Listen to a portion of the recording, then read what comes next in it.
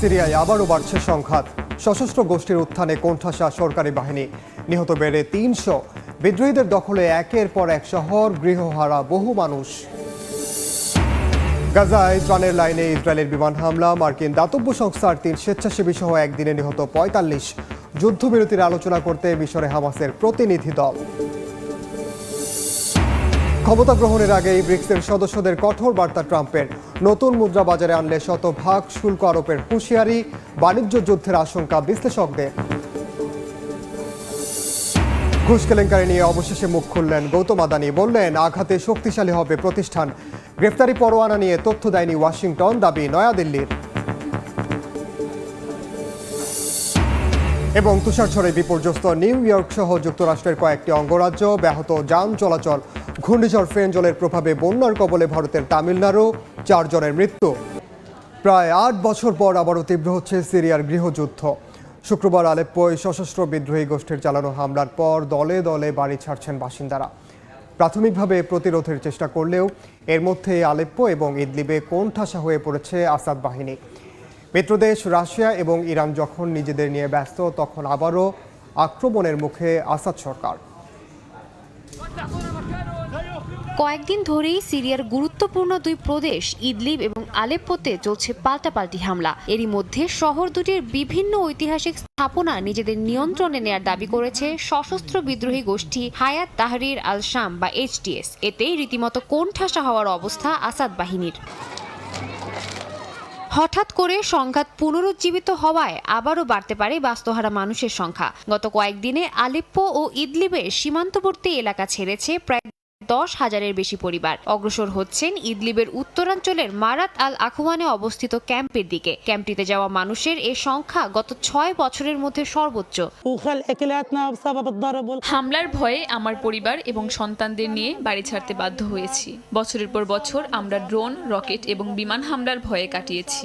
এখন নিরাপদে আবার বাড়ি ফিরতে পারলেই খুশি।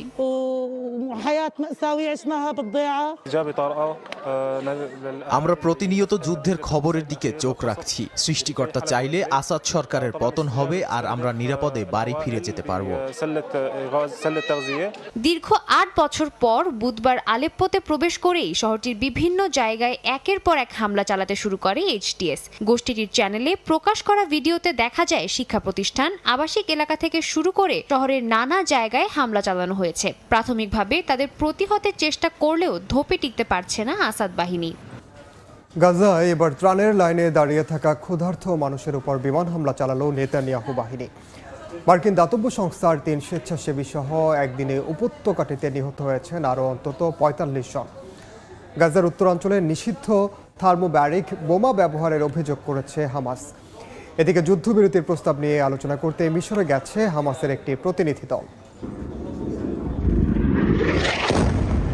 গাজায় থামছেই না ইসরায়েলি বর্বরতা। এবার হিংস্রতার নতুন মাত্রা যোগ করল নেতানিয়াহুর সেনারা। খান ইউনুসে ত্রাণের খাবার নেয়ার জন্য লাইনে দাঁড়িয়ে থাকা ক্ষুধার্ত ফিলিস্তিনিদের উপর চালালো বিমান হামলা। স্থানীয় সময় শনিবারের এই হামলায় হতাহত হয়েছেন অনেকেই। একই দিন খান ইউনুসের আরেকটি স্থানে ইসরায়েলি হামলায় নিহত হয়েছেন মার্কিন দাতব্য সংস্থা ওয়ার্ল্ড সেন্ট্রাল কিচেনের 3 সদস্য। এই ঘটনার পর গাজায় ত্রাণ সহায়তা বন্ধের সিদ্ধান্ত নিয়েছে প্রতিষ্ঠানটি। ওই প্রতিষ্ঠানের এক স্বেচ্ছাসেবী 7 অক্টোবরের হামলায় হামাসের সঙ্গে জড়িত ছিল বলে অভিযোগ করে ইসরায়েল। তবে বিষয়টি অস্বীকার করেছে WCA। একই দিনে আরেক আন্তর্জাতিক দাতব্য সংস্থা সেভ দ্য চিলড্রেনের কর্মীদের ওপর হামলা চালায় ইসরায়েল। এই ঘটনায় বেশ কয়েকজন হতাহত হয়েছেন। দেশটির স্বাস্থ্য মন্ত্রণালয় জানিয়েছে ইসরায়েলের বাধায় দীর্ঘ সময় গাজার অর্ধেকের বেশি জনগণের কাছে কোনো ধরনের খাদ্য সামগ্রী পৌঁছাচ্ছে না। চরম সংকটে উপত্যকার প্রায় সব অঞ্চলের মানুষ। শিশুরা আক্রান্ত হচ্ছে নানা রোগে। এই অবস্থা চলতে থাকলে দুর্ভিক্ষ চরম আকার ধারণ করবে। এদিকে ইসরায়েলের বিরুদ্ধে উত্তর গাজায় নিষিদ্ধ থার্মোব্যারিক বোমা ব্যবহারের অভিযোগ এনেছে ফিলিস্তিনের স্বাধীনতাকামী সংগঠন হামাস। এটি এমন ধরনের বোমা যাতে কয়েক হাজার ডিগ্রির উচ্চ তাপ ও চাপে বাষ্পের মতো উবে যায় মানব শরীর। এমনকি আশেপাশে থাকলেও প্রচণ্ড শব্দ তরঙ্গে শরীরের ভেতরে সবকিছু চুরমার হয়ে যায়। এদিকে গাজায় যুদ্ধবিরতির প্রস্তাব নিয়ে আলোচনা করতে হামাসের একটি প্রতিনিধি দল মিশরের কায়রোতে পৌঁছেছে। প্রস্তাবে যুদ্ধবিরতির সময় 20 থেকে 30 দিন হতে পারে। এই সময়ের মধ্যে ইসরায়েল ও হামাস জিম্মি বিনিময় করবে বলে ধারণা করা হচ্ছে। ইরানের পরমাণু কর্মসূচি ইস্যুতে আলোচনায় জেনেভায় যুক্তরাজ্য, ফ্রান্স ও জার্মানির সঙ্গে রুদ্ধদ্বার বৈঠক করেছে তেহরান। বৈঠকে আঞ্চলিক এবং আন্তর্জাতিক উন্নয়ন, বিশেষ করে পরমাণু ইস্যু এবং নিষেধাজ্ঞা প্রত্যাহারের বিষয়ে আলোচনা হয়েছে। তবে কোনো সিদ্ধান্ত ছাড়াই এই বৈঠক শেষ হয়েছে বলে জানা গেছে।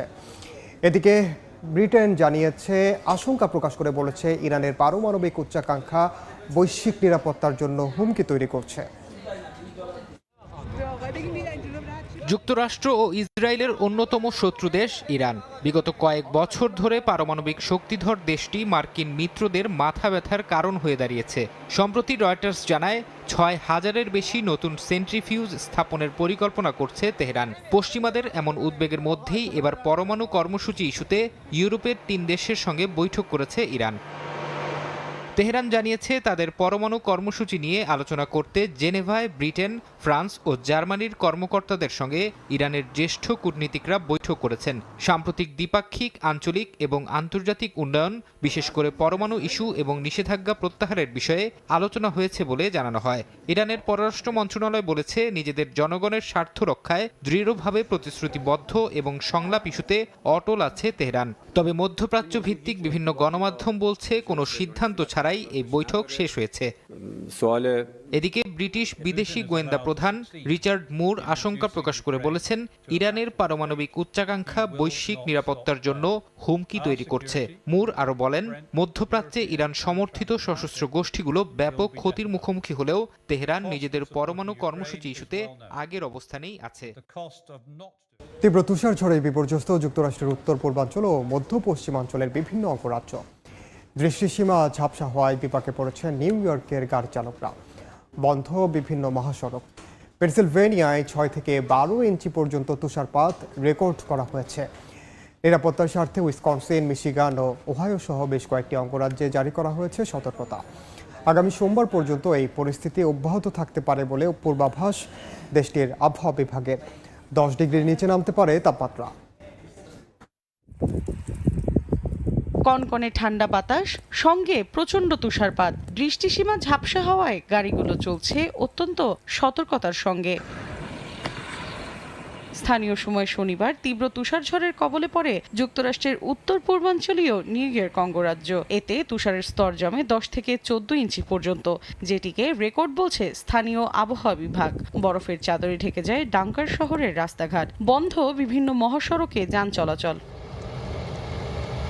বৈরী আবহাওয়ায় জনজীবন বিপর্যস্ত পেনসিলভেনিয়ার বাসিন্দাদেরও। ইরি শহরের আবাসিক এলাকায় ভারী তুষারপাতের কারণে চরম দুর্ভোগে পড়েন বাসিন্দারা। নিরাপত্তার স্বার্থে আগামী মঙ্গলবার পর্যন্ত সতর্কতা জারি করে স্থানীয় প্রশাসন। সতর্কতা জারি করা হয়েছে উইসকনসিন, মিশিগান, ওহাইও অঙ্গরাজ্যেও। আগামী সোমবার শৈত্যপ্রবাহ সরে যেতে পারে দেশটির পূর্বাঞ্চলের দিকে। তাপমাত্রা নামতে পারে ১০ ডিগ্রির নিচে। এ অবস্থায় বাসিন্দাদের নিরাপদে থাকার আহ্বান জানিয়েছে স্থানীয় কর্তৃপক্ষ। ভারতের তামিলনাড়ু উপকূলে ঘূর্ণিঝড় ফেঞ্জল আঘাত এনেছে। এর প্রভাবে ভারী বৃষ্টিতে চেন্নাইয়ে তলিয়েছে ঘরবাড়ি, রাস্তাঘাট। বিদ্যুৎস্পৃষ্ট হয়ে মারা গেছেন ৪ জন। এরই মধ্যে চেন্নাই, তামিলনাড়ু, দক্ষিণ অন্ধ্রপ্রদেশ, কেরালা এবং কর্ণাটকে রেড অ্যালার্ট জারি করা হয়েছে। থাইল্যান্ডের দক্ষিণাঞ্চলে বন্যায় মৃতের সংখ্যা বেড়ে ৯ জনে দাঁড়িয়েছে। এখনও আশ্রয় কেন্দ্রে আছেন প্রায় ১৩,০০০ মানুষ। অন্যদিকে শ্রীলঙ্কায় বন্যা পরিস্থিতি ধীরে ধীরে উন্নতি হচ্ছে।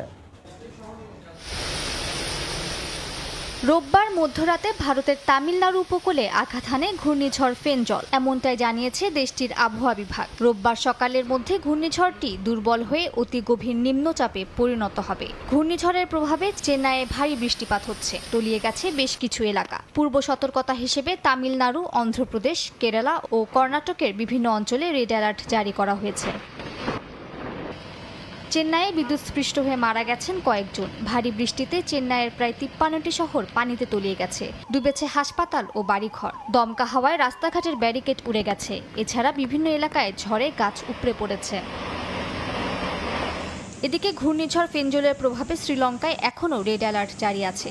যদিও দেশটির বন্যা পরিস্থিতি ধীরে ধীরে স্বাভাবিক হতে শুরু করেছে। নিরাপত্তা বাহিনী সহ বিভিন্ন সরকারি বেসরকারি প্রতিষ্ঠানগুলো ক্ষতিগ্রস্ত এলাকাগুলোতে ত্রাণ পৌঁছে দিচ্ছে। টানা চতুর্থ দিনের মতো দক্ষিণ থাইল্যান্ডের বিভিন্ন এলাকায় চলছে বন্যায় আটকে পড়াদের উদ্ধারের কাজ। 5.5 লাখ বাড়িঘর ক্ষতিগ্রস্ত হয়েছে। এখন পর্যন্ত আশ্রয় কেন্দ্রে আছেন প্রায় 13,000 মানুষ। দেশটির আবহাওয়া বিভাগ দক্ষিণ থাইল্যান্ডের 9টি প্রদেশে ভারী বৃষ্টি ও বন্যার সতর্কবার্তা দিয়েছে। ডুবল ভারত, নেতানিয়াহুর নতুন পরিকল্পনায় গাজাবাসী। দর্শক, ভারতের দিল্লি অঙ্গরাজ্যে যমুনা নদীর পানির উচ্চতা সর্বকালের সর্বপর্যায়ে উঠেছে। 45 বছর রেকর্ড ভেঙে যমুনার পানি 2.77.55 মিটার প্রবাহিত হচ্ছে। চলতি বর্ষা মৌসুমে তুমুল বৃষ্টিপাতে ভারতের উত্তরাঞ্চলের জনগণ চরম ভোগান্তিতে পড়েছেন।